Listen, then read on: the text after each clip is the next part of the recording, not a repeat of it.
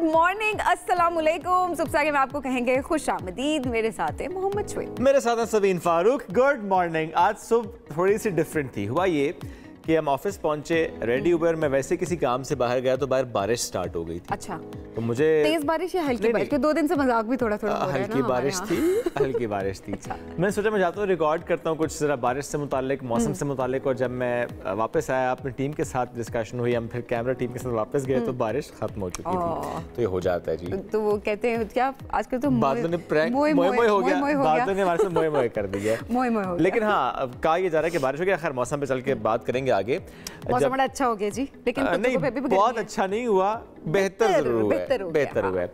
अच्छा, लेकिन एक तो ना कि मौसम बेहतर होता है, एक होता है कि आप खुद कुछ इंटरवेंशंस करते हैं। जैसे कि हम गर्मी की बात करते हैं तो हमारी क्या कोशिश होती है कि आप हल्के रंग के कपड़े पहने, आप खुली आस्तीनों वाले कपड़े पहने, आप पेस्टल्स में आप जाना शुरू कर देते हैं। Yellow colour, green colour, pink colour. Pink तो ऑब्वियसली वो तो है ही है। ब्लैक को आप अवॉइड करें, डार्क कलर्स को अवॉइड करें, डार्क कलर्स, मरून को आप अवॉइड करें। तो ये बड़ा रेड को आप अवॉइड करें, ये कहा जा रहा होता है।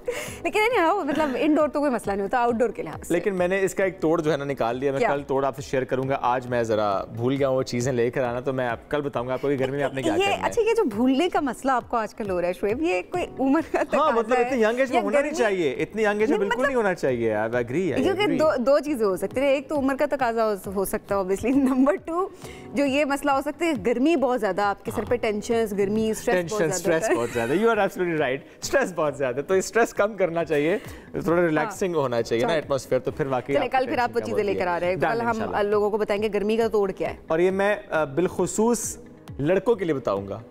ठीक है जी, लड़कियों के लिए मैं भी कुछ कोशिश करती हूँ, कुछ लेके आऊं। मैं लड़कों के लिए बताऊंगा कि आपने एक दो चीजें क्या ऐड करनी है अपने वार्डरोब में, कि उससे या अपने डेली वेयर में, कि आप जब बाहर निकलें तो उससे आपको गर्मी कम लगेगी। राइट। अब हम बात करते हैं हज की, और ज़ाहिर है हज अब उसका आगाज होने वाला है चंद दिन बाद। और हुजाज को गर्मी से बचाने के लिए जो सऊदी हुकूमत ने एक बड़ा स्टेप लिया, आज हम उसकी बात करते हैं। अच्छा, लास्ट ईयर इन्होंने सबीन इसको चेक किस तरीके से किया था। जो जमरात जहाँ पर शैतानों को कंकरियाँ मारी जाती हैं, उस वो जो पाथवे था वहाँ पर इसको उन्होंने टेस्ट किया था, और 12 से 15 डिग्री सेंटीग्रेड वो टेम्परेचर लोअर हुआ था, क्योंकि उन्होंने ऐसी कोटिंग वहाँ पर की थी।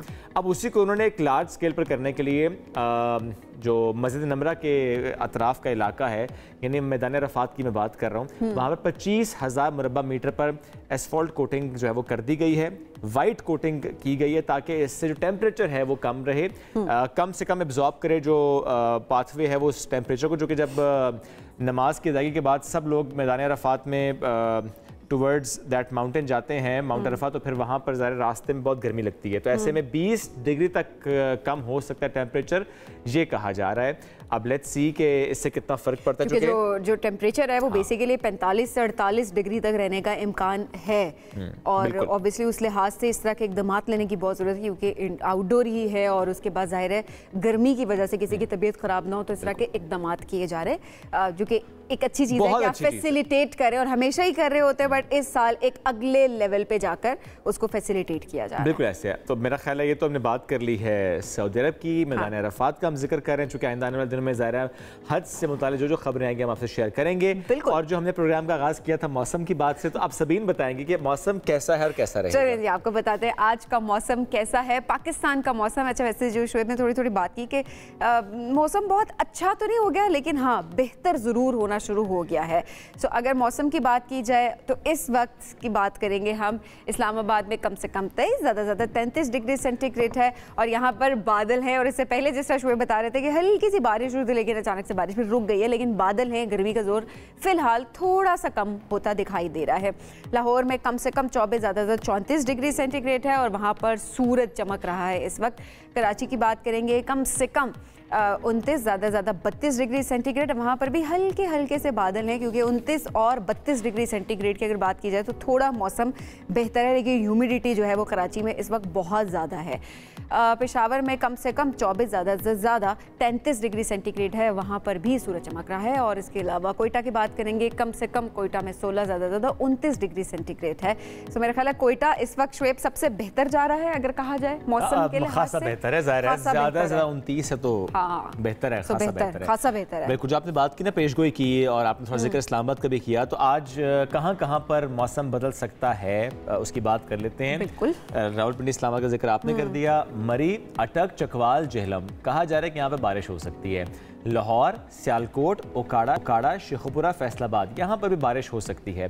और जब पंजाब के मैदानी इलाकों का जिक्र करें तो वहाँ पर आंधी भी चलेगी, गरज चमक के साथ बारिश का भी इम्कान बताया जा रहा है। अच्छा, मुल्तान में कल बारिश हुई थी, रात के वहाँ बारिश हुई और शहर और गिरदनवा में तेज़ हवाओं के साथ जब बारिश हुई तो गर्मी का जोर बिल्कुल कह सकते हैं कि हम टूट चुका है। रावलपिंडी की बात करें, वहाँ मुख्तलिफ इलाकों में भी वहाँ पर भी बादल बरसे हैं और पारा चनार में भी बारिश हुई है। बिल्कुल, तो बारिश बरसी है। बारिश बरसी। अच्छा, बारिश बरसती है, वैसे बादल गरजते हैं, बारिश बरसती है, सूरज चमकता है, ऐसे ही है, तकरीबन ऐसा ही है। और चांद दमकता है, चांद दमकता है। वाह यार, वैसे वाकई मैं देख रही हूँ आजकल आपका दिमाग बहुत ज्यादा चलना शुरू हो गया। 10 मिनट पहले आप मुझे कह रहे मेरा दिमाग सो गया है। आप मुझे ये बताएं कि नहीं, वो तो मैं चले और लाइटर नोट बात कर रही थी, लेकिन जब छोटी छोटी चीजें बीच में आती हैं तो बड़ी लर्निंग होती है हमारी अपनी भी। जैसे एक लर्निंग आज मेरे आज बड़ा इजाफा हुआ है जी मेरी डिक्शनरी में। मुझे पता लगा है कि जो दूल्हे को जो हार पहनाया जाता है उसको क्या बोलते हैं? गार्लैंड।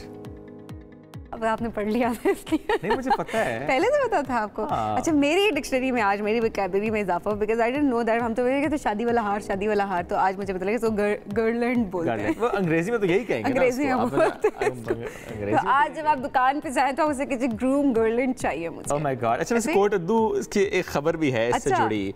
वो जो शादी की तकरीब में दूल्हे का हार था वो सबकी तवज्जो का मरकज बन गया। अच्छा जी। गार्लैंड जो है ना वो सबकी तवज्जो का मरकज बन गया। और जब वीडियो वायरल हुई, 30 फीट तवील हार पहना वो दुल्हा, आपको हम दिखाते हैं। 50 रुपए के नोट भी हैं, 100 रुपए के करेंसी नोट भी हैं, और ये हार उनके अंकल ने उनको सलामी में दिया है। अच्छा, कहा जा रहा है 5 लाख रुपए तक इसकी मालियत है, ये कहा जा रहा है। साड़ा दुल्हा ते छुपा छड़े आज। तो ठीक है, ऐसे छुपना बेहतर है। इसमें मतलब ऐसे छुपने में कौन माइंड करेगा कि आप छुप रहे हैं? 5 लाख करने होंगे सभी, इन पर बैठ के अलग अलग करो, नोट सारे जोड़ो, तो बस यही करेंगे ना अब। अच्छा, दोनों मिल बैठ के यही करेंगे, अच्छी बात है। मतलब पैसे अब उनका अगला कोई उनका ट्रिप प्लान हो जाएगा, घूम फिर के आएंगे कहीं पे दोनों भी। या यूं करेंगे किसी जगह जाएं जहां पे उन्होंने 5 लाख रुपए देने, तो हार दे दें। अब मुझे एक बात समझ नहीं आई, मतलब आपको इतना बड़ा हार बनाने की क्या जरूरत है? आपने देना था तो आप एनवेलप में पैसे रख के खबर बनती सकते थे, लेकिन क्योंकि खबर बननी थी, वायरल होना था, तो आपने कहा कि नहीं जी, सबको पता चले कि दूल्हे के मामू थे जी, अंकल थे, आई डोंट नो अब मैटरनल कुछ भी हो थे या पैटर्नल थे, बट अंकल थे। हाँ, वही ना, अंकल जो है। मामू चाचू का मुझे नहीं पता। हमारे अंकल तो ऐसे नहीं है। ओके, जनरली आपने दुल्हा नहीं बनना ना, आपको ऐसे अंकल चाहिए भी नहीं, लेकिन एनवेलप में पैसे तो सबको चाहिए होते हैं। चलें जी, आगे बढ़ते हैं। एक खबर हमारे पास अमेरिका से है। यहाँ पर ग्रुप ने कांग्रेस से उनकी तकरीर के दौरान हुआ ये कि जो उनके बेटे थे वो मज़ाहिया शक्लें बना रहे थे। अच्छा, इतनी इंपॉर्टेंट वो बातें कर रहे हैं, सोशल मीडिया पे ये वीडियो है, साथ साथ आपको हम दिखाते भी हैं। बच्चे की मासूमियत को बड़ा ज़्यादा, बहुत ज़्यादा पसंद किया जा रहा है। अच्छा, वीडियो में देखा जा सकता है कि रुकने कांग्रेस जो है वो जॉन रोज उनका नाम है, नुमाइंदगी कर रहे हैं ऐवान में, वो तकरीर कर रहे हैं, ज़ाहिर है बहुत इंपॉर्टेंट इशूज़ पे वो बात कर रहे हैं। और इंपॉर्टेंट इशूज़ में ये था कि जो साबिक सदर है डोनाल्ड ट्रंप, उनको जो सजा हुई है उससे मुतल्लिक वो बातचीत कर रहे हैं। लेकिन उसके साथ साथ देखा जाए तो पीछे उनका बेटा बैठा हुआ था, और जैसे उनके अब्बा जान तकरीर कर रहे थे, पीछे बैठ के वो उनकी नकलें उतार रहा था, एक तरह से पीछे बैठ के मज़ाहिया शक्लें बना रहा था। सो खूब शरारतें ज़ाहिर उसने की हैं इस दौरान, और लोग बड़ा इसको पसंद कर। बच्चे गैर सियासी आजकल मार्केट में यही बच्चे आ रहे हैं। मेरी बेटी के यहाँ खड़ी और मैं शो कर रहा हूँ, उसने एग्जैक्टली ये हरकतें कर रही हैं। वैसे अब बच्चे साथ खड़े हुए हो तो आप शो भी नहीं कर पाए, आप कॉन्फिडेंस वहीं पे लूज कर जाते हैं कि बच्चे पता नहीं क्या सोच रहे होंगे। आज के बच्चे माशाल्लाह इतने तेज हैं, लेकिन ये जो हरकतें ये बच्चे कर रहे हैं, मैं कह रहा हूँ आजकल यही बच्चे मार्केट में आ रहे हैं, वो ऐसे ही कुछ कर रहे हैं। मार्केट में आ रहे हैं ना, मैं यही कहूँगा। बच्चे गैर सियासी होते हैं जी, और हम भी तो गैर सियासी हैं। हम हैं गैर सियासी, बेशक है। आगे बढ़ें जी, यूरोपीय मुल्क है कोसोवो, यहाँ पर तैराकी का एक मुनफरद मुकाबला हुआ है, और दिलचस्प मुकाबले में हुआ ये कि जो मनचले थे उन्हें ट्रैक्टर टायर्स की जो ट्यूब्स हैं उसमें बैठकर ठंडे पानियों में तैराकी की है। इस मुकाबले में 100 अफराद शरीक हुए, हंसते मुस्कुराते खेलते एंजॉय करते 150 किलोमीटर का फासला तय किया। सभी 150 किलोमीटर इन दो ट्यूब्स। और दरिया में होने वाली इस तैराकी को देखने के लिए शहरियों की बड़ी तादाद यहाँ पर आई। ये बता दे कि इसका इनाम क्या था? वैसे है ना? वैसे देखिए बड़े इस पर्सपेक्टिव से कह रही हूँ कि कोई इंसेंटिव है जिसकी वजह से वो इतना अनकंफर्टेबल, नॉट अनकंफर्टेबल, ट्यूब में इतना मजा आता है, आता तो है लेकिन अच्छा इट्स अमेजिंग, बड़ा मजे का एक्सपीरियंस होता है ये। अच्छा ओके, मुझे बचपन याद आ रहा है अपना, लेकिन बहुत मजा आता है। चलिए फिर मान लेते हैं, आप कहते हैं मजा आता है तो फिर ठीक है, बहुत मजा आता है। ये देखे ना, ये जो हम दिखा रहे थे, इट्स फन। ओके ठीक है, I think you must try that. No not at all, I am not interested.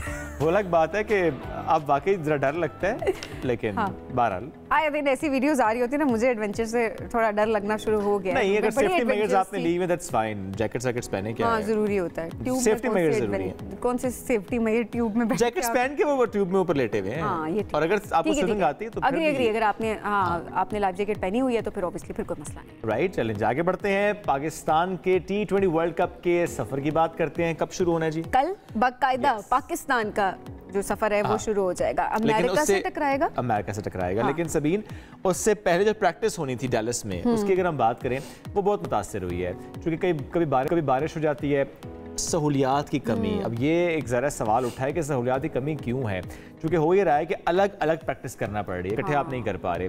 और कॉम्पिटिंग में जो फास्ट बॉलर्स हैं उनको जो स्टेडियम है वहाँ पर प्रैक्टिस का जब मौका मिला तो उन्होंने ज़रा कोशिश तो की कि जितनी प्रैक्टिस वो कर सकें, लेकिन ज़ाहिर थोड़ा सा मुतासिर ज़रूर उनका वो सेशन हुआ है। लेकिन अगेन ज़ाहिर खेल तो आपने फिर भी बड़ा अच्छा खेलना है, लेकिन इन ज़ाहिर ये जो फैसिलिटीज़ नहीं दी जा रही, चैलेंजेस हैं, इनका जिक्र करना बहुत ज़रूरी है ताकि थोड़ी आवाज़ उठे और इनको बेहतर करने की कोशिश की जाए।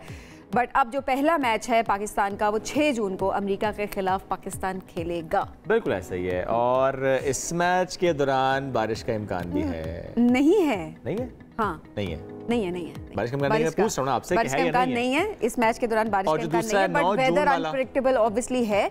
9 जून वाला जो है उसकी अभी कोई प्रेडिक्शन ऐसा बारिश के हवाले से नहीं है, बट पाक भारत टकरा 9 जून को होगा। सबसे बड़ा मुकाबला होगा 9 जून को पाक भारत का, और सारे मैचेस आप देख सकते हैं 10 स्पोर्ट्स पर बराह रास्त। और उससे जुड़ी कुछ खबरें ऐसी होती हैं जो हमने आपसे आइंदा आने वाले प्रोग्राम में सवाल करके, जो हमारी ट्रांसमिशन है वो आपने जरूर देखनी है 10 स्पोर्ट्स की। हम सवाल लिखना शुरू हो चुके हैं, अब किसी दिन में सवाल हो जाना है, हो सकता है इसी शो में हो जाए, तो आपने उस ट्रांसमिशन को जरूर देखना, द फ्लिक, ताकि हम उससे जुड़े कुछ सवाल आपसे कर सकें। अच्छा, थोड़ी अपडेट दे देते हैं T20 वर्ल्ड कप की, जिसमें नीदरलैंड ने नेपाल को 6 विकेटों से शिकस्त दी है, और इंग्लैंड और स्कॉटलैंड का मैच है वो बारिश के बायस मनसूख हुआ है, और दोनों टीम्स को इसीलिए एक पॉइंट मिल चुका है। बारिश के बायस मैच 10-10 ओवर्स तक महदूद किया गया था, और स्कॉटलैंड ने पहले खेलते हुए 90 रन बनाए थे, और बारिश के बायस इंग्लैंड इनिंग्स शुरू नहीं कर सका। तो वर्ल्ड कप के मैचेस जिस तरह हमने कहा कि आप 10 स्पोर्ट्स पे देखें, एंजॉय करें। अभी हम एक ब्रेक की तरफ बढ़ रहे हैं, जब ब्रेक से वापस आएंगे इस प्रोग्राम को आगे बढ़ाएंगे। Stay with us. Welcome back after the break. Bharat के आम इंतखाबात की बात करते हैं। वज़ीर-ए-आज़म नरेंद्र मोदी की जमात को एक बड़ा धचका लगा है, और अब तक के जो नताइज उसके मुताबिक हिंदू कौम परस्त जमात यानी बीजेपी हुकूमत बनाने के जो दरकार 272 वोट हासिल नहीं कर सकी। तहम मोदी की क़यादत में कायम जमातों के इत्तेहाद ने मजमूई तौर पर 292 नशस्तों पर बरतरी हासिल की है, और इसके बाद वो इत्तेहादी हुकूमत बनाने की पोजीशन में आ जरूर गए हैं, लेकिन जो नारा लगाया था कि आपकी बार 400 पार, वो दावा बहरहाल उनका नाकाम हुआ है। 300 का हिस्सा भी वो नहीं पूरा कर सके। बट सबीन, वो जो तज्जियाकार कह रहे थे, वो जो एग्जिट पोल्स थे, उसके भी नताइज बड़े उसके बरक्स काम होता नजर आ रहा है। एग्जैक्टली। अब ऐसे में राहुल गांधी, उनकी परफॉर्मेंस कैसी रही? 99 सीट्स वो हासिल कर पाए हैं, तो ज़ाहिर है वो कितना उनके डू एंड डाई की सिचुएशन पहले कहा जाता था कि अगर वो इस बार कुछ बेहतर परफॉर्म नहीं कर पाएंगे तो he is out of the race, but he perform really well. कितनी उनकी परफॉर्मेंस बेहतर है, इस पर भी आज हम बात करेंगे। और जब बात करते हैं ना कि एक बड़ी एक्सरसाइज, ज़ाहिर है जितनी पाकिस्तान की आबादी है उससे 3 गुना उनका सिर्फ वोटर टर्न आउट रहा है, तकरीबन 60 करोड़ से ज़्यादा उनका वोटर टर्न आउट रहा है, लेकिन जो उनके रजिस्टर्ड वोटर्स हैं वो 90 करोड़ रजिस्टर्ड वोटर्स हैं, तो एक अच्छा टर्न आउट रहा है वहाँ का। क्या हालात रहे वहाँ पर, इस पर बात करेंगे। सीनियर सहाफ़ी तज्जियाकार राजा फैसल आज साथ मौजूद हैं। अस्सलाम वालेकुम, कैसे हैं आप? वालेकुम सलाम, बिल्कुल ठीक। इससे बड़ी एक्सरसाइज को आप कैसे देखते हैं? देखिए, इस सारी एक्सरसाइज को day by day we have been following in our show as well, लेकिन ये है कि देयर वर मौके ऐसे थे जिसमें कि हम लोग तनकीद कर रहे थे, लेकिन overall I would call it a very good exercise and a good example for democratic countries। अच्छा, जिस तरीके से इंडिया ने मतलब इतने बड़े लेवल पे ये इलेक्शंस करवाए और बहुत बड़ी एक्सरसाइज करवाई, I think it is remarkable and it is commendable as well. इसको हमें तारीफ करनी चाहिए। वोटर टर्नआउट कितना ज़बरदस्त था, बहुत वोटर टर्नआउट बहुत अच्छा, और साथ में देखें ओवरऑल जो प्रोसेस है ना उसकी तारीफ करनी चाहिए, कि क्योंकि इसके बारे में ये कहा जा रहा है कि कहीं पे अगर एक वोटर भी था तो उसके लिए भी जो गवर्नमेंट मशीनरी है उसको मूव किया गया। तो मेरे ख्याल में even a single voter matters, तो वो उसमें इनको तारीफ करनी चाहिए। और वोट गिने भी कंप्यूटराइज तरीके से गए। बिल्कुल बिल्कुल ऐसे ही वोट थे। और जो सबसे इम्पोर्टेंट बात आपके इंट्रो में थी वो ये थी कि जो लोग अंदाजे लगा रहे थे इंडिया में बैठ के, अंदाजे गलत, and when I was going through them, majority of them of course वहाँ के टीवी चैनल्स थे and they are owned by Ambanis and Adanis and all of them, and एक मोहतात अंदाजे के मुताबिक इवन के वो उनसे जो राय ली गई है, हाँ, उसमें भी पैसा लगा, और पैसा इस हद तक लगा है कि मिलियंस ऑफ डॉलर्स खर्च हुए हैं सारे में। इसीलिए आपने देखा होगा कि कोई 350 कह रहा है, कोई 370 कह रहा है, कोई 400 कह रहा है। हाँ। तो वो इस सारे तनाजुर में मुझे जो नज़र आ रहा है वो ऑफ कोर्स मोदी की गवर्नमेंट ने और साथ में मोदी के जो एलाइज थे, इन वो जो बड़े इंडस्ट्रियलिस्ट हैं, उन्होंने बहुत ज़्यादा कोशिश की किसी तरीके से भारतीय अवाम को राम कर लें, लेकिन somehow it was very different this time around. अच्छा, बहुत अनएक्सपेक्टेड था रिजल्ट ये, या ऑलरेडी एक्सपेक्टेड ये था? देखें, अकॉर्डिंग टू माई एक्सपेक्टेशंस, मैंने एक महीना पहले इसके ऊपर जो बात की थी, I actually kept myself in between 270 to 290 for NDA plus BJP. Reason being, जो अगर आप इनकी जो कैंपेन लाइन है ना उसको देखें, ये चंद्रयान से शुरू हुए कि चांद यात्रा की, फिर उसके बारे में बातें करना शुरू, राम मंदिर बहुत फोकस्ड, राम मंदिर नहीं, ये तो एंड पे आता है ना। सबसे पहले चंद्रयान से स्टार्ट किया, फिर जब उसके हवाले से जवाब मिलने शुरू हुए अवाम में से, फिर ये इंडस्ट्रियल वो रेवोल्यूशन के ऊपर आए तो उसमें भी उन्होंने कहा भाई अगर फायदा हो रहा है तो अडानीज और अंबानीज को, रहा हमें तो नहीं हो रहा। तो फिर आते आते आखिरी महीने आके एंटी मुस्लिम पे आ गए थे। एंटी मुस्लिम के फौरन बाद एक और इनके पास वो चिप थी, और वो थी पाकिस्तान। वो ऑफ कोर्स पाकिस्तान के ऊपर भी जब सारे ही एग्जॉस्ट हो गए इनके, तो then they came to terms with it कि somehow of course people are very enlightened। उसमें मेरे ख्याल में जो सोशल मीडिया पे लोग बैठे हुए हैं, जैसे ध्रुव राठी हो गया, उसने एक कलीदी किरदार अदा किया, और वहाँ की आवाम को मतलब घर घर टिकटॉक से, फिर यूट्यूब से, कोई 60% पॉपुलेशन तक उसका मैसेज पहुंचा है। बिल्कुल ऐसे ही। और मेरे ख्याल में अब आने वाले भी इलेक्शंस में, और ये हमारे लिए भी एक सबक है कि जो सोशल मीडियम्स हैं, they are playing pivotal role. उस एक ध्रुव राठी ने अकेले, एक ध्रुव राठी ने सारे के सारे चैनल्स को, ये जो हम पाकिस्तान के पर्सपेक्टिव से भी बात कर रहे थे कि अब सियासत बदल गई है, तो उसके साथ साथ हमें भी तरीकाकार बदलना होगा कि लोगों को कैसे अपनी, क्योंकि अब आपकी यूथ है बिल्कुल ऐसे, जो कि वोट देने के काबिल है। बिल्कुल ऐसी है। और ऑब्वियसली अगर आप अपनी भी यूथ बल्ज को देखें, 67% of the population of Pakistan is of course youth, और मेजॉरिटी वोटर्स भी अब यूथ के हैं। तो इसीलिए अगर हम, हमारे यहाँ से भी ये एग्जांपल्स मिलती हैं, like there is a party PTI, उन्होंने बहुत ही अच्छे तरीके से यूथ को इंगेज किया। Rest of the two parties जो मेन स्ट्रीम पार्टीज हैं, दे फेल्ड उस तनाजुर में। और अब आपको नजर आता है कि वो जो दोनों पार्टीज हैं वो इस तरफ फोकस करती हुई नजर आती हैं, but I think it's too late now. अच्छा, क्या इंडिया में भी कोई फॉर्म 45, फॉर्म 47 का शोर होता है या नहीं? Not at all. लेकिन अगर प्री पोल रिगिंग को देखा जाए तो प्री पोल रिगिंग तो बहुत अरसा पहले से शुरू हो गई थी। इसी तनाजुर में अगर आप देखें तो आप पार्टी के जो चीफ हैं उनको उठा के जेल में फेंक दिया गया।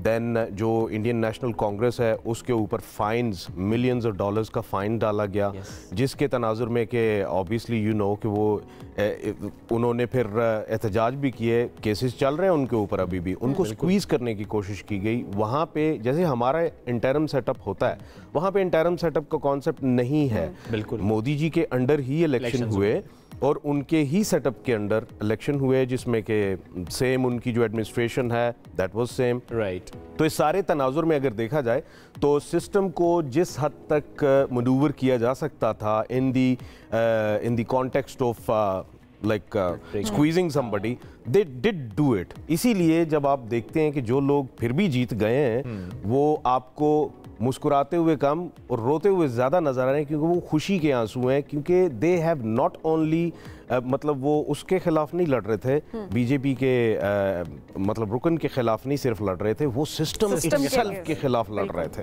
तो राहुल गांधी राहुल गांधी देखें, remarkable recovery from somebody hailing from the Gandhi family, और जो कि हमें हमेशा से सुनने को मिलता है कि ये फैमिली हमेशा कुछ ना कुछ करती है।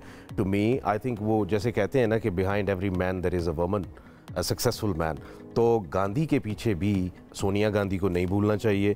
Both of them they are quite capable and I see Gandhi, Rahul Gandhi as a future prime minister, not this time around, लेकिन future prime minister I see him. अच्छा, क्यों? उसकी वजह ये है कि उसकी जो भारत यात्रा थी, ठीक है, जो कि उसने मतलब पहले एक की यात्रा ऑन फुट पूरे भारत की, तो जब उसको ये समझ आया कि मतलब मुझे एक और करनी चाहिए to know more about people's problems, तो इसी तनाजुर में वो उनका ये जो नारा आया था कि हमें किसी भी सूरत में we have to safeguard the constitution, because उनका जो कॉन्स्टिट्यूशन है it has sort of a secular element in it.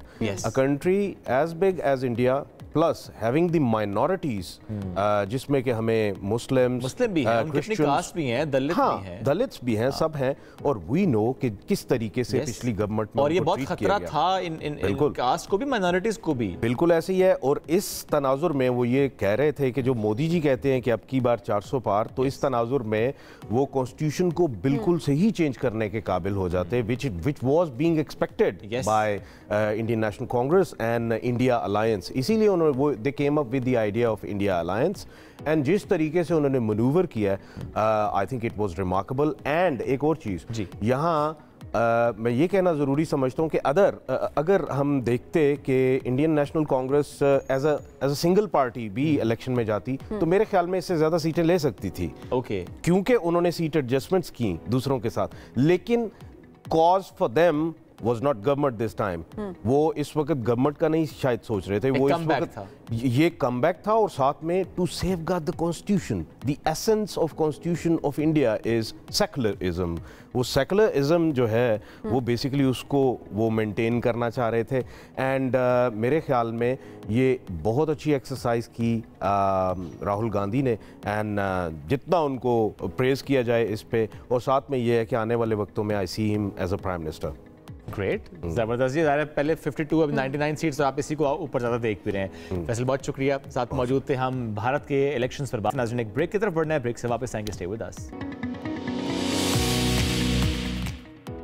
Welcome back जी। अब हमारे साथ एक ऐसे पाकिस्तानी मौजूद हैं जिन्होंने एक बहुत ही ज़बरदस्त एडवेंचर किया, और मैं ये भी कहूँगी बहुत ही यूनिक से एडवेंचर उन्होंने किया। उन्होंने 4 अरब ममालिक, सऊदी अरब, UAE, ओमान और यमन के कुछ हिस्सों पर मुश्तमिल दुनिया की एक वसीउल अरीज़ सहरा उन्होंने जो है वो अबूर किया है, और ज़ाहिर इसमें सबको उन्होंने हैरान कर दिया है। हम बात करें शुएब खान की, जिन्होंने ये अज़्म किया था कि वो अल रब्बुल खाली नामी, यही है ना सही नाम? रब्बुल खाली नामी जो सहरा है उसको 10 रोज में एम्प्टी क्वार्टर, मजीद उनसे इस पे पूछेंगे भी जरूर। 10 रोज में उन्होंने कहा कि वो अबूर करेंगे। उन्होंने अपने शौक की तकमील के लिए कई माह तक तैयारी भी की, और फिर इस एडवेंचर के लिए वो निकल पड़े। अब ये सफर कितना खतरनाक था, क्योंकि सहरा जब आप माइंड में लाते हैं और वो भी इतना वसी, तो जाहिर है उसमें चैलेंजेस भी बहुत सारे होंगे। तो जरा उनसे इस पूरी जर्नी के बारे में जानते हैं। शुएब खान हमारे साथ मौजूद हैं। शुएब साहब बहुत शुक्रिया प्रोग्राम में ज्वाइन करने। शुएब साहब इस एडवेंचर के बारे में बताएं। पहले तो ये बताएं कि सहरा क्यों सोचा, इतने एडवेंचर है वैसे दुनिया में करने को, उसके बाद सहरा चैलेंजेस भी ऑब्वियसली बहुत ज्यादा होते हैं, आपने कैसे फैसला किया कि आपने इसको पार करना है? अस्सलाम वालेकुम, थैंक यू। हम न्यूज़ और सबीन और शुएब का बहुत शुक्रिया, आपने मुझे यहाँ पे बुलाया और अपनी एडवेंचर स्टोरी बताने का मौका दिया। देखें, इसकी सिलेक्शन क्योंकि ट्रैवलिंग का एक जुनून था, और जिस मुल्क में सऊदी अरबिया में रहते हैं तो वहाँ पे विंटर में ऑफ रोडिंग बड़े शौक़ से की जाती है। तो एम्प्टी क्वार्टर का काफ़ी सालों से सुना हुआ था कि वन ऑफ द लॉन्गेस्ट और डेंजरस डेजर्ट है, तो इसको अबूर आज तक किया है, हाफ वे अक्सर लोग करते हैं। तो उसका लॉन्गेस्ट रूट था 1180 किलोमीटर का। वो जो हमने वे पॉइंट डिसाइड किए, वो हम लोगों ने चैलेंज समझा अपने लिए। हम मेरे साथ मुख्तलिफ ममालिक के, यूरोप और साउथ अफ्रीका, ब्रिटिश और इटली और लोकल सऊदी अरबिया के लोग थे, और जियोलॉजिस्ट भी शामिल थे। तो हम लोग इसके ऊपर पिछले 5-6 महीने से वर्किंग कर रहे थे। तो इसको अबूर करने के लिए हमें बड़ी तैयारी करनी पड़ी, हमने बड़े चैलेंजेस का सामना करना पड़ा। और इसके लिए ख़ास कर हमने जो तैयारी की, ख़ास तौर पे 4 व्हील जो है आपको उसका सबसे ज़्यादा ख्याल करना पड़ता है। फुली लोडेड आपको ग्राउंड क्लियरेंस गाड़ी की होनी चाहिए, तो ये चीज़ों का ख्याल रखा। ठीक, शुएब थोड़ा सा बताएं इस सहरा से मुतालिक भी, जिसकी हम बात कर रहे हैं कि एक वसी और सहरा है, 4 मुल्क ज़ाहिर इसको लगते हैं। थोड़ा सा इसके बारे में बताएं कि इसके बारे में क्या इन्फॉर्मेशन है, लोग अगर जानना चाहें इसके मुतालिक तो। एम्प्टी क्वार्टर का जब आप नाम सुनते हैं तो आप एक दफ़ा तो सहम जाते हैं, क्योंकि बहुत ही ख़तरनाक और आइसोलेटेड है। यहाँ पे बिल्कुल ही खाली डेजर्ट है और ख़तरनाक यहाँ पे ड्यून्स पाए जाते हैं, और बल्कि सहराओं के टीलों के सिलसिले हैं, और इतने लंबे सिलसिले, आप कहेंगे 100 किलोमीटर तक इनके सिलसिले होते हैं।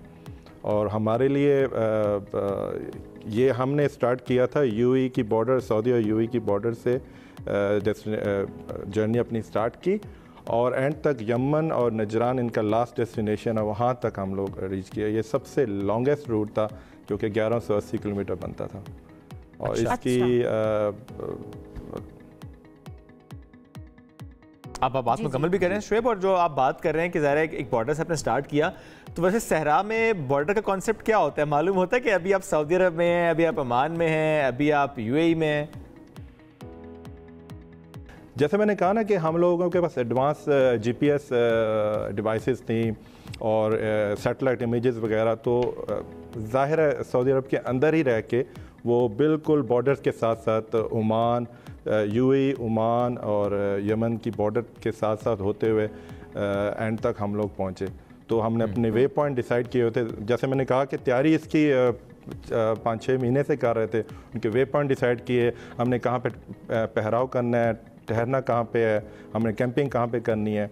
और आप तो एडवांस सेटेलाइट से आप तो मालूम हो जाता है कि आपके रिजेस कितने ऊंचाई के हैं। आप 14 से 15 फ्लोर की बिल्डिंग के हिसाब से टीलों का साइज़ था, और उनको अबूर करना होता था, और एक दफ़ा नहीं कई बार, यानी कि आप कह लें कि दिन में कोई 40 से 50 दफ़ा तो हमें टीलों को क्रॉस करके जाना होता था। तो और सबसे ख़ास है कि आप चढ़ाई तो कर लेते थे, स्टीप वाली जगह पे बहुत सॉफ्ट सैंड होती थी और अक्सर फंस जाती थी।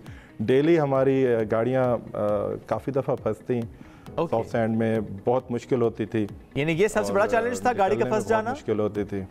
या इसके अलावा भी कुछ चैलेंज? गाड़ी का फंसना बहुत बड़ा चैलेंज था, उनको निकालना बहुत चैलेंज था। कारवान था हमारा, 8 गाड़ियाँ थी, 10 लोग थे और फुली लोडेड थे हम लोग। और सबने कर लिया या बीच में कोई एक आधा था जिसने कहा मैं वापस जा रहा हूँ? हुआ है, दो एक गाड़ी हमारी नुकसान हुआ उनका, वो डीजल टैंक लीक हो गया, तो वो वापस उनको हमने। एक और चैलेंज था मैं आपको बताना चाह रहा हूँ कि हमने रिफ्यूलिंग करनी थी रास्ते में, क्योंकि शुरू में हम लोग इतना ज़्यादा फ्यूल नहीं लेके जा सकते, तो हमने ये डिसाइड किया कि हमने दरमियान में शुरू में ही हाफ वे से पहले हम लोग रिफ्यूलिंग करेंगे। वहाँ पे ऑयल फील्ड से रिलेटेड कुछ डेस्टिनेशन थी, हम लोग अपने ट्रैक से थोड़ा ऑफ रोड हुए। और जो टीम ने हमें रिफ्यूलिंग के लिए आना था, ऑलमोस्ट वो लोग 300-350 किलोमीटर अंदर आए।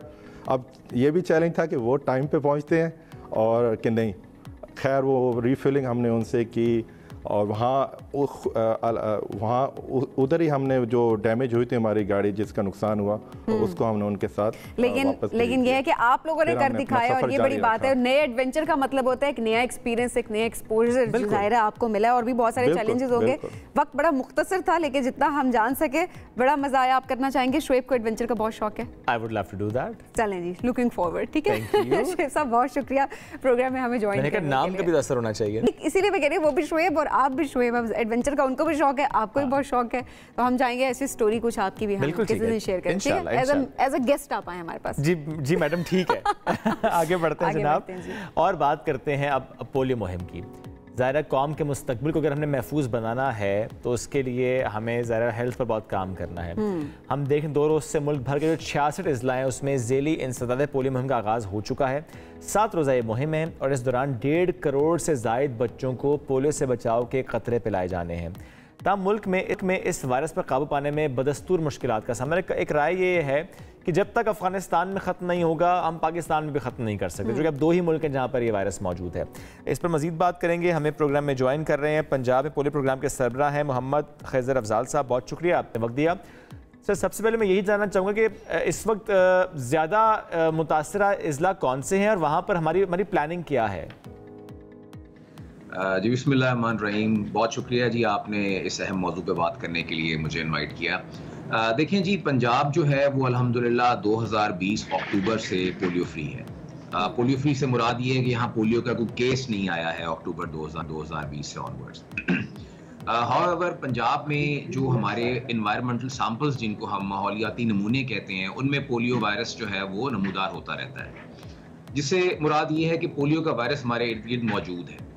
बेस्ड ऑन ओवरऑल सेंसिटिविटी के किस ज़िला में ये पोलियो का वायरस सबसे ज़्यादा नमूदार हुआ, जहाँ पॉपुलेशन मूवमेंट बहुत ज़्यादा है, हमने अजला की कैटेगराइजेशन की हुई होती है। तो पंजाब की जो 3 अजला हैं, फैसलाबाद, रावलपिंडी और लाहौर, उनको हम हाई रिस्क डिस्ट्रिक्ट्स कहते हैं। उसकी एक वजह ये है कि वहाँ पे एक तो पॉपुलेशन बहुत ज़्यादा है, हमारे 3 बड़े शहर हैं। उसके साथ साथ जो सबसे अहम बात ये कि हमारा हाइपोथेसिस, जैसे आप ये प्रोग्राम के आगाज़ में बता रहे थे, वो ये है कि हमारे पास जो वायरस है वो अफ़गानिस्तान से ट्रेवल करके यहाँ पे आता है। यहाँ पे इन 3 शहरों में वो पॉपुलेशन जो अफ़गानिस्तान या केपी से ट्रेवल करके यहाँ आती है वो सबसे ज़्यादा है। लिहाजा इसी बेस पे हम इनको हाई रिस्क डिस्ट्रिक्ट्स कहते हैं। हाउएवर हमारा जो फोकस है वो तो तमाम अजला पे है, बट सिंस यहाँ पे ऐसी पॉपुलेशन जिसको हम वल्नरेबल पॉपुलेशन या हाई रिस्क मोबाइल पॉपुलेशन कहते हैं, उसकी तादाद बहुत ज़्यादा है, तो हमारा फोकस इन अजला पे ज़्यादा रहता है। तो सर, अभी क्या चैलेंजेस क्या हम देख रहे हैं, क्योंकि अब तो बार बार कैंपेन भी रन की जा रही होती है, घर घर जाया जा रहा होता है, नाखुशगवार वाक़यात भी सामने आ रहे होते हैं और इस मरतबा भी कुछ वाक़यात ज़ाहिर है वो टाइम टू टाइम हम देख रहे हैं, रिपोर्ट भी होते आ रहे हैं। तो क्या कोई माइंडसेट लोगों का चेंज होता आप दिखाई दे रहे हैं? कुछ इलाकों की अगर हम बात करें, क्या लोग अब बदल रहे हैं? क्या उनको एजुकेट किया जा रहा है? एजुकेट तो मैं कह रही हूँ अवेयरनेस के पर्सपेक्टिव से तो काम हम हमेशा से देख रहे हैं बहुत ज़्यादा हो रहा है, लेकिन क्या माइंडसेट चेंज होता आप देख रहे हैं?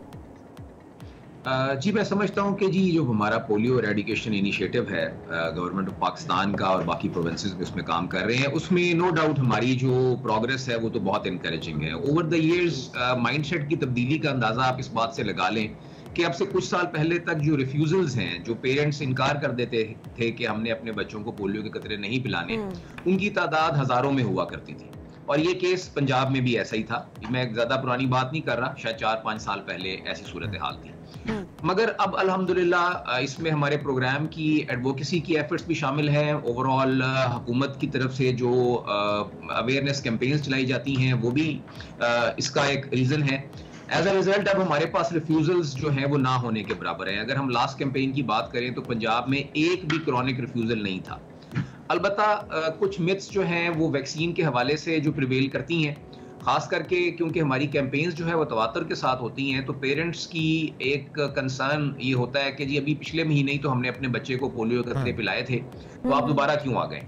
तो उसमें हम उनको समझाने की कोशिश करते हैं कि ये पोलियो के कतरे जितनी दफा भी बच्चा पिएगा, जो एलिजिबल बच्चा है 5 साल से जिसकी उम्र कम है, तो वो कुव्वत मुदाफियत जो उसकी है, इम्यूनिटी जो है, उसमें इजाफा होगा। सो ये बेसिकली ऑगमेंट करता है जितनी भी दफा ये कतरे पिए जाएं। तो अल्हम्दुलिल्लाह पंजाब की हद तक तो ऐसा कोई इशू नहीं है कि जिसमें हमें कोई रेजिस्टेंस आए या पेरेंट्स कोई रिफ्यूजल। लेकिन ये ज़ाहिर है पंजाब की बात है सर, आई एम श्योर ज़ाहिर है जो बाकी सूबे हैं उनके चैलेंजेस बिल्कुल डिफरेंट होंगे। आप ज़ाहिर पंजाब को रिप्रेजेंट कर रहे हैं, हो सकता है बाकी सूबों से मुतालिक वो बात ना कर पाए, फिर भी मैं राय ज़रूर आपकी लूँगा कि अगर पंजाब महफूज है तब भी वो गैर महफूज है, अगर पाकिस्तान महफूज है तब भी वो गैर महफूज है, चूँकि ज़ाहिर है जब तक दुनिया में कहीं एक केस भी है तो दुनिया गैर महफूज है। पूरी दुनिया में अगर वैक्सीन जहाँ जहाँ बन रही है वो बनी इन 2 मुल्कों के लिए रही है। अब ऐसे में क्या पाकिस्तान अफगानिस्तान से बात कर रही है इससे मुताल्लिक, और हम उनको भी कन्विंस कर पा रहे हैं कि ये एक बड़ा चैलेंज है इस खित्ते के लिए और इसमें मिलकर काम करना होगा, अकेले हम नहीं कुछ कर सकते? जी आप बिल्कुल ठीक फरमा रहे हैं। ये आपकी जो आपने पॉइंट आउट की चीज़ एब्सोल्युटली ऐसा ही है कि अगर पाकिस्तान में या अफगानिस्तान में कहीं पे भी पोलियो का वायरस मौजूद है तो वो पूरी दुनिया के लिए थ्रेट तो है, इसमें तो कोई शक नहीं है। और पाकिस्तान और अफगानिस्तान जी बिल्कुल ये एक जॉइंट एफर्ट है। और जब भी हम पोलियो का तदारुक की बात करते हैं तो वो रीजन की बात होती है, ना सिर्फ कंट्री या किसी सूबे की हद तक। जहां तक अफगानिस्तान के साथ कोऑर्डिनेशन का ताल्लुक है तो 100% हमारी हुकूमत के लेवल पे भी और हमारे प्रोग्राम के लेवल तक हमारे जो हमारे पार्टनर्स हैं जिनमें WHO, यूनिसेफ, CDC, BMGF वगैरह, ये तमाम जो ऑर्गेनाइजेशंस हैं ये हमेशा इन सिंक काम करते हैं अफगानिस्तान से, और अफगानिस्तान ने भी या हमारे बाकी सूबे भी जो हैं उन्होंने भी इसमें बहुत ही पॉजिटिव प्रोग्रेस शो की है। एक बहुत ही लैंडमार्क चेंज जो मैं बताना चाहूँगा विद रिस्पेक्ट टू अफगानिस्तान यहाँ पे, कि अब से 1 साल पहले तक अफगानिस्तान में डोर टू डोर कैंपेन नहीं होती थी। वहां पे कैंपेन जो है वो किसी मस्जिद में या किसी ऐसे पब्लिक एरिया में बच्चों को इकट्ठा करके होती थी जो कि सेफ होता था, सिक्योर होता था। बच्चे वहां पे आ जाते थे और उनको पोलियो के कतरे पिला दिए जाते थे। अब एक जो डेवलपमेंट वहां पे हुई है 100% अफगानिस्तान में तो शायद नहीं, मगर काफी इलाकों में, कि अब वहां डोर टू डोर मुहिम स्टार्ट हो गई है। तो अल्हम्दुलिल्लाह अब अगर हम रीजन की भी बात करें तो हम बिल्कुल डायरेक्शन हमारी ठीक है, हमारे पोलियो केसेस में कमी आई है, हमारे बिल्कुल ठीक आई, और जाहिर है आप पंजाब के पर्सपेक्टिव से ज़्यादा ये चीज़ हाईलाइट कर रहे हैं, बट ऑब्वियसली पूरे मुल्क में भी काम करना बहुत ज़्यादा ज़रूरी है। हो भी रहा है, ऐसा नहीं कि नहीं हो रहा, हमेशा देखते हो रहा होता है। अच्छा, वक्त हमारे पास बहुत मुख्तसर है सर, अगर आप मिथ से रिलेटेड एक छोटा सा मैसेज मैं चाहूँगी, इस वक्त जो वालिदैन देख रहे हैं उनको आप कोई मैसेज देना चाहें, बिकॉज ये प्लेटफॉर्म हमारे पास है, लोग इस वक्त हमें देख रहे हैं, पोलियो से रिलेटेड आप क्या मैसेज देना चाहेंगे? मैं चाहूंगी कि मिथ्स को भी जरा एड्रेस जरूर कीजिएगा कि लोगों के दिमाग में जो चीजें हैं वो कैसे हम खत्म कर सकते हैं। दो जी इंपॉर्टेंट फैक्टर्स इस वैक्सीन को लेके पेरेंट्स या बाकी लोगों के दिलों में हो सकते हैं। एक तो ये है जी कि लोगों को लगता है कि रिलीजियस पॉइंट ऑफ व्यू से उसके अंदर कोई एक मिथ जो प्रिवेल करती है, तो उसमें जी मेरा बड़ा सिंपल सा आर्गुमेंट है कि ये वो वैक्सीन है जो सऊदी हुकूमत भी लोगों को एडमिनिस्टर करती है जब हम वहां पे एंटर होते हैं फॉर हज और फॉर उम्रा पर्पस। तो अगर सऊदी अरब की हुकूमत इस वैक्सीन को हलाल समझ के एडमिनिस्टर कर रही है to all Muslims from across the world, तो इसका मतलब है तो रिलीजियस पॉइंट ऑफ व्यू से इसमें किसी किस्म का कोई प्रॉब्लम नहीं, फर्स्टली। सेकेंडली, ये वो वैक्सीन है जिसने 128 ममालिक में से 126 ममालिक में पोलियो का खात्मा किया है। ये वही वैक्सीन है जो WHO सर्टिफाइड है। 128 मुल्कों में वायरस था 1988 में जब ये प्रोग्राम स्टार्ट हुआ, आज सिर्फ 2 ममालिक में रह गया है, तो 126 ममालिक में पोलियो का खात्मा इसी वैक्सीन ने किया है। It's a WHO certified vaccine which has no side effect. तो इसमें ये दो चीजें हैं, आमतौर पे लोग इस और ज़रा इसी की एडवोकेसी हमें ज़्यादा करनी चाहिए। सर बहुत शुक्रिया, साथ मौजूद थे। ब्रेक लेंगे नाज़रीन, वापस आएंगे साथ। भागें क्योंकि आज ग्लोबल रनिंग डे है।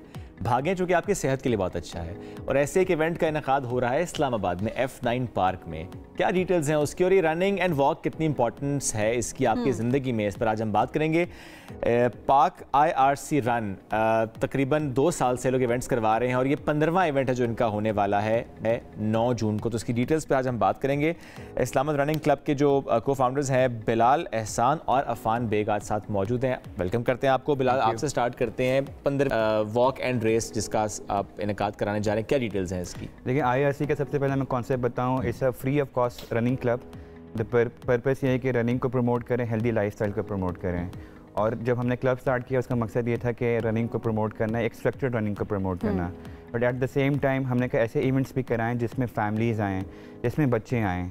तो दुनिया में एक कॉन्सेप्ट होता है पार्क रन का, वहाँ पे हर सैटरडे को लोग जाते हैं और रन करते हैं 5 किलोमीटर और वापस आ जाते हैं। पाकिस्तान में हमने ये महसूस किया कि 5 किलोमीटर से लोगों में इतनी जल्दी रनिंग की अवेयरनेस अभी है नहीं, तो हमने इसको 5 किलोमीटर एंड प्लस 2 किलोमीटर इसमें ऐड कर लिया है। It's a free of cost event, जिसमें मकसद ये कि फैमिलीज़ आएँ, लोग आएँ, 5 किलोमीटर वॉक करें, रन करें, दोनों कर सकते हैं। और ना सिर्फ कि क्योंकि 5 किलोमीटर के बारे में जब आप सोचते हैं तो आपको लगता है बहुत ज़्यादा है, बहुत ज़्यादा है, 2 भी बहुत ज़्यादा लगता है।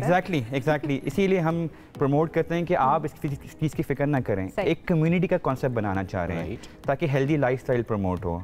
और इसी सिलसिले में हमने जब क्लब स्टार्ट किया, वही जब से हमने मुख्तलिफ इवेंट्स करवाएं, और उसमें से एक इवेंट हमारा ये पार्क रन का कॉन्सेप्ट होता है जो कि टोटली फ्री ऑफ कॉस्ट है। इसमें हम कुछ चार्ज नहीं करते हैं, और जिसमें हम यही प्रेफर करते हैं कि पूरी फैमिलीज आएँ। Over the period of time अगर आप पिक्चर्स देखें तो हमारे साथ फैमिलीज आती हैं, बच्चे आते हैं, वालिदैन आते हैं अपने बच्चों को प्राम में लेके। एक अच्छा इन्वायरमेंट जो है आपको मिल रहा होता है। तो 9 जून को है ये F9 पार्क में, संडे का दिन है और शाम को 6 बजे, राइट? बिल्कुल 5:30 आए, आप रजिस्ट्रेशन इसी कर सकते हैं। हमारा इस्लामाबाद रनिंग क्लब का इंस्टाग्राम पे पेज है, उस पर भी रजिस्ट्रेशन कर सकते हैं आप, और ऑन द स्पॉट रजिस्ट्रेशन भी है।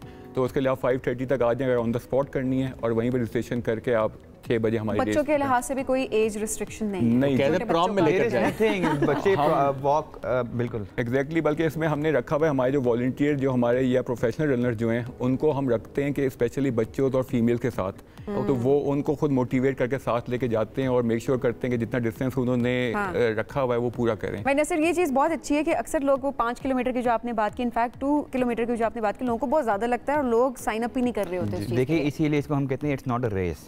रेस का जब कॉन्सेप्ट आता है तो लोगों में ये ख्याल आता है कि हमने एक टाइम में करना है, हमने एक पूरा डिस्टेंस करना है, कॉम्पिटिशन है। हम कहते हैं आप साथ स्टार्ट करें जितनी आपकी कैपेसिटी है। अगर आपको लगता है कि 3 किलोमीटर बाद आपसे नहीं हो पाता है देन कम बैक, तो आपके ऊपर कोई फोर्स नहीं है, कोई आपको जज नहीं करेगा कि जी तो आपने अपने आप की एक, मैं समझता हूँ कि वो चेक करना है कि आप कितना कर सके हैं।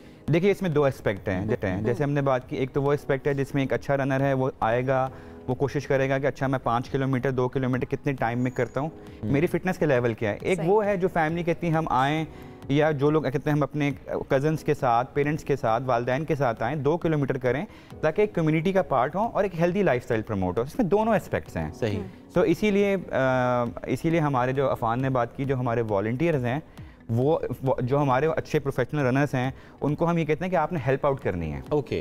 साथ वो मोटिवेट करते हैं, उनके साथ भागते हैं। फॉर एग्जांपल कहीं पे कोई बंदा कहीं पे टायर्ड हो रहा है, कहीं पे बकअप करेंगे, बकअप करते हैं। इवन फिर वाटर का इंतजाम भी है, हर किलोमीटर पे वॉलंटियर्स खड़े होते हैं जो उनको गाइड कर रहे होते हैं। तो इस आई थिंक जब साथ एक प्रोफेशनल रनर भाग रहा हो, अगर आप सिर्फ आप उसके स्टेप्स फॉलो करना शुरू करें तो नेचुरली आप जरा अच्छी रनिंग करते हैं। एग्जैक्टली, बिल्कुल ये होता है कि हम भी जब अपने रनिंग वगैरह करते हैं तो उसमें यही होता है कि हम कोशिश करते हैं अच्छे रनर उनके साथ भागें। जब भागते हैं तो आप उनकी पेस पे आते हैं और आपकी रनिंग ऑटोमेटिकली इम्प्रूव हो जाती है। तो यही कॉन्सेप्ट है और इसमें मेनली सर बिलाल ने बताया है कि हम चाहते हैं कि बच्चे, बूढ़े, औरतें सब इन सबको आएँ और ये जवान आए, सबसे ज़्यादा घर बैठे होते हैं बिल्कुल, और वो आएँ और सब रनिंग मिलके करें। इसमें हमारे पास फॉरेनर्स भी आते हैं काफ़ी बड़ी तादाद में, फैमिलीज भी होती हैं, तो बड़ा अच्छा एक फैमिली इवेंट होता है और सब मिलके एंजॉय करें। वैसे अब इतने सारे इवेंट्स आप लोग इतने टाइम से इसका इनेकाद आप लोग कर रहे हैं, तो क्या देखते हैं लोग ज़्यादा आना, रुझान ज़्यादा होता आपको दिखाई दे रहा है या फिर कम लोग आ रहे होते हैं, या हर बार डिपेंड करता है? नहीं, देखिए माशाल्लाह over the period of time अगर मैं Islamabad and over the Pakistan running का स्कोप बड़ा है। और उसकी मल्टीपल वजूहात ये हैं कि मुख्तलिफ शहरों में, कराची में, लाहौर में, इस्लामाबाद में इवेंट्स होना शुरू हो गए हैं, मीडिया के ऊपर आना शुरू हो गए हैं, मुख्तलिफ क्लब्स हैं जो इसके लिए कोशिश कर रहे हैं, तो रनिंग का रुझान बढ़ रहा है। और पार्क रन जो हम करते हैं, IRC पार्क रन, उसकी वजह ही यही है कि हम लोगों को एक छोटे स्टेप से स्टार्ट कराएं। किसी को अगर आप कह दें कि आके आप 10 किलोमीटर भागें, मैराथन भागें, तो वो घबरा जाता है। किसी को एग्जैक्टली प्रैक्टिस भी नहीं है, एक माइंडसेट भी है। अगर आप किसी से कहें मैं 10 किलोमीटर 21 या 42.2 किलोमीटर मैराथन भागता हूँ, तो वो कहेगा यार आप क्या कर रहे हो, मतलब इट्स ह्यूमन माइंड उसको एक्सेप्ट नहीं करता। और बिगिनर्स के पर्सपेक्टिव से भी अगर देखा जाए तो आप तो एक हैबिट डेवलप करवाना चाह रहे हैं। जी, वही हम कहते हैं छोटे से स्टेप से हम एक बड़े स्टेप की तरफ लेके जा रहे हैं। जब जो बंदा 2 किलोमीटर करेगा 1-2 बार, उसकी नेक्स्ट स्टेप बार कोशिश होगी कि मैं 5 किलोमीटर करूँ। फिर इंसान के गोल्स होते हैं कि मैं 5 किलोमीटर मैंने अचीव कर लिया, चले अब मैं 10 पे जाऊँ, फिर हाफ पे जाऊँ, और फिर मैं मे भी 5 अगर किया है तो पहले जितनी ड्यूरेशन में किया था आप उससे शायद इम्प्रूव करते हैं अपने आप को और आप बेहतर करते हैं ताकि आप अच्छा रख सकें। वैसे शुएब संडे भी है तो मैं एक्सपेक्ट कर रही हूँ कि आप जाएंगे और वहाँ से अच्छी सी कवरेज करके आप हमें भेजेंगे। डीलदान, मैं वैसे भी संडे को F9, संडे का अदरवाइज भी वो टाइम मेरा F9 पार्क का होता है, तो संडे इज फाइन। अच्छे फैमिली को साथ लेकर जाएंगे। क्या एक्सपेक्ट करें, कितने लोग आएंगे? हमारे जो लास्ट मंथ अभी हमने किया था उसमें 200+ पार्टिसिपेंट्स थे, तो हम होपफुल हैं कि इस दफ़ा 200+ क्रॉस करेंगे। और वही वाली बात है कि पार्टिसिपेंट्स कम हों ज़्यादा हों, लेकिन जो प्रमोट अगर उसमें से हम 5% या 10% लोगों को भी टारगेट कर जाते हैं और वो हमारे साथ कंटिन्यू करते हैं, हमारे साथ या किसी क्लब के साथ भी, तो वो हमारे लिए एक विनिंग हम उसमें से आ जाते हैं करने में। जैसे आप दुनिया का देखें, कॉन्सेप्ट ये है कि आप कहीं भी दुनिया में जाएं, वहाँ लोग रनिंग करते नजर आ रहे हैं। एक वहाँ पर उन लोगों का डेली लाइफस्टाइल, कल्चर है उनका, और वो दिन का एक हिस्सा उन्होंने रखा हुआ एक्सरसाइज के लिए अपने लिए। लेकिन हमारे यहाँ जरा सा मामला डिफरेंट है। हमारे यहाँ मी ओनली टाइम का मतलब बस बेड पे लेट जाओ या सोफे पे काउच पे लेट जाओ कि लेट जाओ एंड फोन यूज करो। या दैट्स ट्रू। अच्छा, लास्टली मुझे ये भी जानना है आपसे कि ये जो 2 किलोमीटर और 5 किलोमीटर एक ही वक्त में स्टार्ट होगी 6 बजे? जी, एक ही टाइम पे स्टार्ट होगा।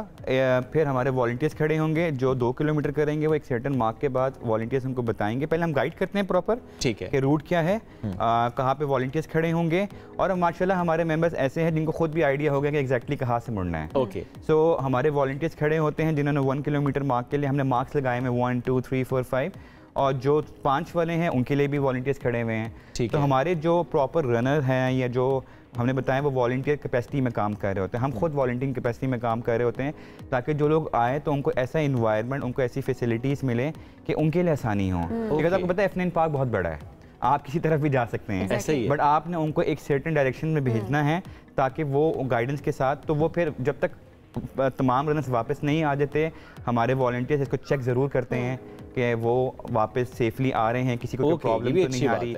देखिए इस रिस्पॉन्सिबिलिटी हमारे ऊपर आती है, किसी को अगर हम इनवाइट कर रहे हैं, उसको रनिंग के लिए कर रहे हैं, तो किसी नए बंदे के लिए शुरू में मुश्किल हो सकती है। तो आखिर में बस यही है कि जी we would like to invite everyone. इंशाल्लाह जरूर आएंगे। बहुत शुक्रिया बिलाल, बहुत शुक्रिया साथ मौजूद। सबसे आगे में एक ब्रेक शामिल करेंगे, वापस आएंगे साथ में।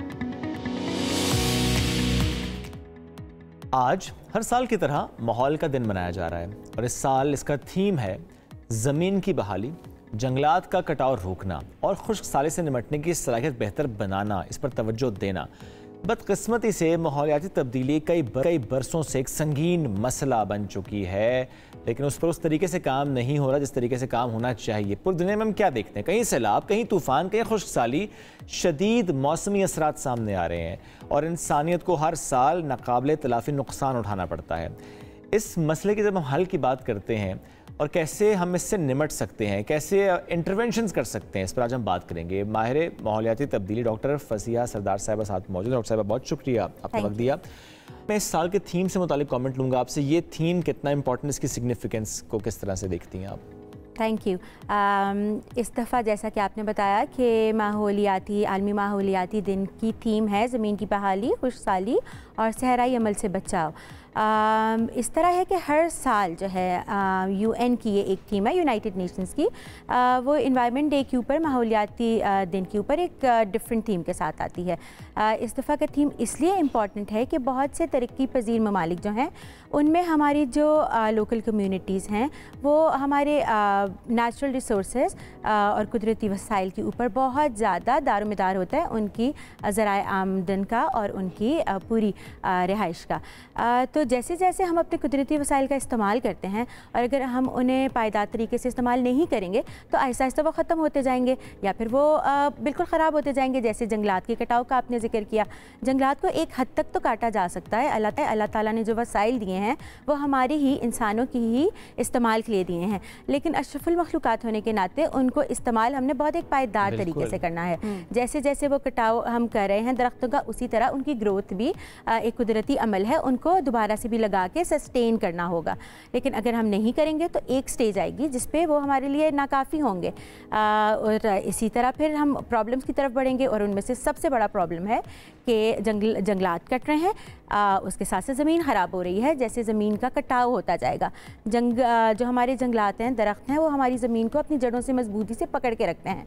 वो हवाओं के ज़ोर से और सैलाबी पानी के ज़ोर से, दरियाओं के बहाव से रोक के रखते हैं ज़मीन को और ज़रख़ेज़ मिट्टी को वो अपने अंदर एब्जॉर्ब करके ज़ोर से पकड़ के रखते हैं, हमारी ज़मीन ठीक रहती है। बिल्कुल डॉक्टर साहब, हर साल हम ये दिन ऑब्जर्व कर रहे होते हैं, ज़ाहिर है आलमी तौर पर इसको मनाया जा रहा होता है, इस दिन सेमिनार्स हो रहे होते हैं, बातचीत हो रही होती है, कॉन्फ्रेंसेज हो रही होती हैं और जिस तरह थीम डिसाइडेड होता है। लेकिन माहौलियाती तब्दीली आज भी एक बड़ा चैलेंज है और हर साल अगर हम देखें तो उसमें कमी आती हमें नज़र नहीं आ रही है।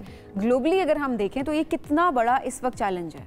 जी, इस वक्त ये बहुत बड़ा चैलेंज है एक माहौलियाती तब्दीली। हम पहले 10 साल पहले, 5 साल पहले तक भी ये बात करते थे कि माहौलियाती तब्दीली आएगी और ज़्यादा बारिशें होंगी, ज़्यादा कहत साली होगी और ज़्यादा हमें कुदरती आफात का सामना करना पड़ेगा।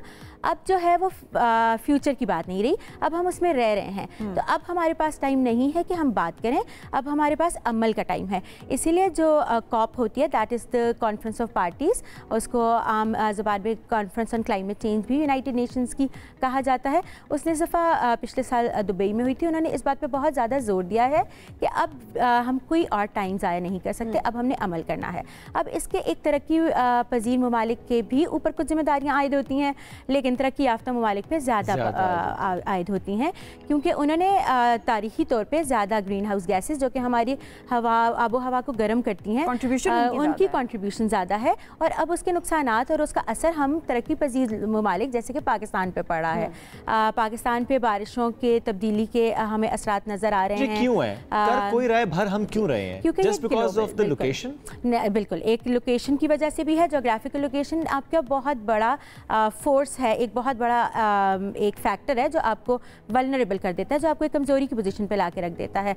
और एक ग्लोबल फिनोमेना है कि कार्बन डाइऑक्साइड और बाकी गैसेस जब दुनिया में रिलीज़ होंगी तो वो पूरी दुनिया की आबो हवा तो एक है, और कार्बन डाइऑक्साइड की हमारी हवा में उसका जो लाइफ टाइम है वो 100 साल से ज़्यादा है। तो आज जो कार्बन डाइऑक्साइड रिलीज़ होगी वो अगले 100 साल तक असर करेगी हमारी आबो हवा में।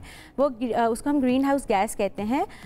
वो हमारी हवा में रह के सूरज की शुआओं को अपने अंदर जज़ब कर लेती है, और हमारी जैसे जैसे हवा का टेम्परेचर उसी तरह फिर पानी ज़्यादा इवेपोरेट होगा।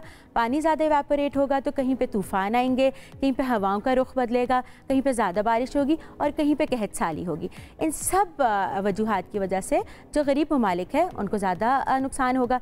कुछ रीज़न जो है जैसे आपने कहा कि यूँ समझा जाए नुकसान सबका हो रहा है, लेकिन ज़ाहिर है कोई नुकसान बर्दाश्त कर पा रहा है, कोई नहीं बर्दाश्त कर पा रहा है। हम ये नहीं कह सकते कि सिर्फ पाकिस्तान को नुकसान हो रहा है, पूरी दुनिया मुतासर हो रही है। नॉर्थ पोल है, साउथ पोल है, चाहे इक्वेटर, जहाँ भी कोई मुल्क है, मुतासर सब हो रहे हैं। मुतासर सब हो रहे हैं, लेकिन एक वजह आ जाती है जिसको हम जैसे कि आपने पहले भी कहा कि हमारी जोग्राफियाई लोकेशन ऐसी है, दूसरा हमारे पास रिसोर्सेज की कमी है, और तीसरा यह है कि हमारी आबादी बहुत तेज़ी से बढ़ रही है। आबादी जितनी तेज़ी से बढ़ेगी उतना हमारे कुदरती वसाइल पे बोझ ज़्यादा पड़ेगा। अब जितनी ज़मीन पे हम पहले अपने एग्रीकल्चर करते थे वो हमारे लिए काफ़ी होती थी, लेकिन अब उसी पे ज़्यादा खादें इस्तेमाल करके और उसी को बार बार इस्तेमाल करके और फिर उसी एग्रीकल्चर के लिए ज़मीन में से एक वाटर टेबल से पानी को निकाल के जब इस्तेमाल करेंगे तो आहिस्ता आहिस्ता वाटर टेबल कम होना शुरू हो जाएगा। फिर बढ़ती हुई आबादी के साथ साथ उनको जगह भी तो चाहिए रहने की। जितने घर बनेंगे, जितनी मार्केट्स बनेंगी, जितनी डेवलपमेंट्स होगी, हम कुदरती पूरे अपने निज़ाम को डिस्टर्ब करके वो डेवलपमेंट करेंगे। तो जितनी जितनी मिट्टी की बजाय कंक्रीट जंगल बनता जाएगा, पानी एब्जॉर्ब कम होगा ज़मीन पे। जितना पानी कम एब्जॉर्ब होगा, हमारा वाटर लेवल ड्रॉप करता जाएगा। वो वाटर लेवल ड्रॉप होगा तो अल्टीमेटली हमारे पास ही अपनी फसलों के लिए पानी कम होगा, हमारे पास अपने पीने के लिए साफ़ पानी कम होगा, और उसके अलावा जो हमारी जंगली हयात है उसके रहने के लिए जगह नहीं बचेगी, दरख्त कटेंगे। तो ये सब एक हमारा एक बहुत नाजुक सा डेलिकेट सा बैलेंस होता है। कंबाइंड फैक्टर्स हैं सारे जो जिनका हम साइड इफेक्ट्स देख रहे हैं। फिर हमारी सारी डेवलपमेंट हम हल के लिए अभी क्या कर रहे हैं? क्या हम सिर्फ बातचीत ही करें? क्योंकि हम देख रहे होते हैं कि इंटरनेशनल ग्लोबल लेवल पे भी बातचीत हो रही होती है, पॉलिसीज बन रही होती है, इम्प्लीमेंटेशन या उसका इम्पैक्ट हमें नज़र नहीं आता। असल में काम काफ़ी हो रहा है, पाकिस्तान में भी काफ़ी काम हो रहा है। मैं इंटरनेशनल लेवल से स्टार्ट करती हूँ। इंटरनेशनल लेवल पे एक तो कॉप होती है, कॉन्फ्रेंस ऑफ पार्टीज़, और हम हर साल हर मुल्क अपनी तरक्की के लिहाज से और अपना जो उन्होंने ग्रीन हाउस गैसेस अभी तक दुनिया में कंट्रीब्यूट किए हैं उसके लिहाज से वो अपना एक प्लेज देते हैं, अपने इरादे जाहिर करते हैं कि हम अगले 10-20 सालों में कितनी कार्बन डाइऑक्साइड कम करेंगे। हर कंट्री के ऊपर एक ज़िम्मेदार मुल्क होने के नाते से उनके ऊपर कुछ लागू होते हैं रूल्स और वो उनको फॉलो करने की कोशिश करते हैं। उसके अलावा यूनाइटेड नेशंस, UNDP है, पाकिस्तान में काम करी है, WWF है, IUCN है, ये कुछ कुदरती वसाइल को और कुदरती हयात को कंट्रोल करने के लिए और उनको दोबारा से सेहतमंद करने के लिए काम करें। वो पाकिस्तान में भी बहुत अच्छा काम करें हैं। मैंने पहले भी एक जगह पे एग्जांपल दी थी और मैं अब दोबारा दूंगी कि हमारे मैंग्रोव्स का आपने सुना होगा, वो हमारे साहिली इलाकों में बिल्कुल वहाँ पे इंटैक्ट रखते हैं। क्योंकि मैं national institute of maritime affairs से, वहाँ पे हम साहिली इलाकों पे भी रिसर्च करते हैं, तो हम उनसे के साथ कोस्टल कम्युनिटीज़ के साथ भी इन टच रहते हैं। वहाँ पे ये हुआ है कि पिछले कुछ अरसे से कोस्टल मैंग्रोव्स जो है ना वो हमारे साहिली समंदरों के जंगलात वो कम हो रहे थे, लेकिन वहाँ पे फॉरेस्ट डिपार्टमेंट ऑफ सिंध की कोशिशों से, पाकिस्तान नेवी की कैंपेन से, IUCN WWF और UNDP के साथ मिलके उन्होंने बहुत अच्छा काम किया और पाकिस्तान की पूरी दुनिया पे इंटरनेशनल लेवल पे काफ़ी पसीराई हो रही है।